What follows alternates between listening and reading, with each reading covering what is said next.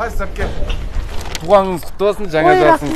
Бір әпке айтыңызшы, бүгін туғаныңыз ғой, бір арманыңызды айтыңызшы, бірісін орындап жіберейін мен бүгін ше. Ой, рахмет, ниетіңе рахмет, бірақ мен вообще арманым жоқ. Қойыңыз? Мен армансыз адам, арманым жоқ вообще. Шынымен ба? Иә.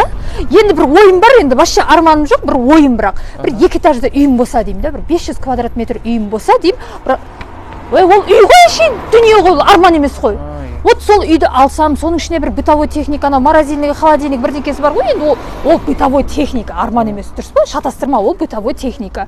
Сосын енді соның бәрі түгел болса, ағайын туысқа барып келетін бір бас-басымызға кішкентай ғана бір, көп емес, кішкентай бір джип болса деймін, 3 джип болса үйде. Болды ғой. Действительно арманыңыз жоқ екен. Иә? Бірінші рет көріп жатырмын мен бұндай адамды. Арманым жоқ мен, Құдайға шүкір.